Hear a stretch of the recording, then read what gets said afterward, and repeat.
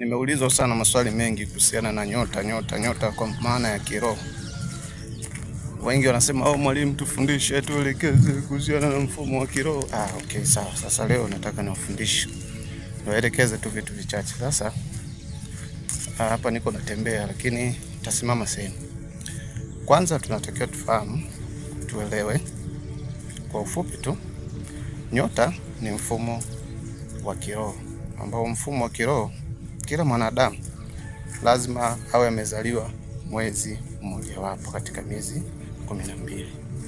Niliwahi kuwafundisha siku moja na nikawaambia nendeni mkasome vizuri solar system, kwa sababu solar system, ule mfumo wa mzunguko wa sayari, una kazi kubwa sana katika maisha ya viumbe ikiwemo na sisi binadamu. Ngoja nisimame hapa niwaelekeze vizuri kwamba mfumo wa nyota 12 umefichwa katika elimu au maarifa ya shuleni, darasani.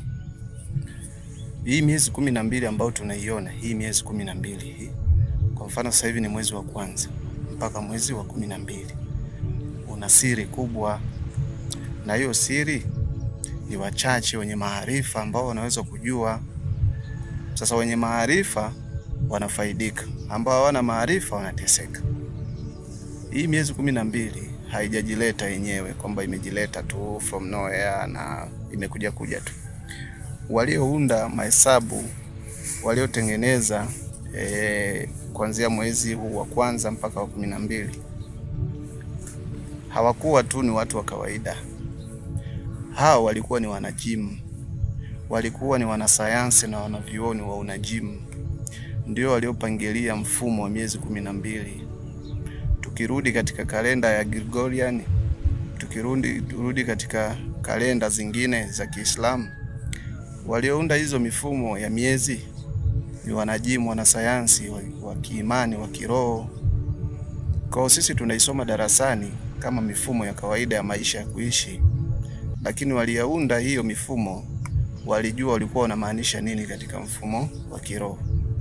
Sasa ngojeni niwaambie kitu kimoja. Kila mtu na kila kiumbe lazima awe amezaliwa katika mwezi mmoja wapo katika miezi 12. Kwa hiyo katika hiyo miezi, mzunguko wa hiyo miezi hiyo, kunako package ya kila mtu, Nadhani hapo mnaniona vizuri. Kuna package ya kila kiumbe. Wewe unapozaliwa tu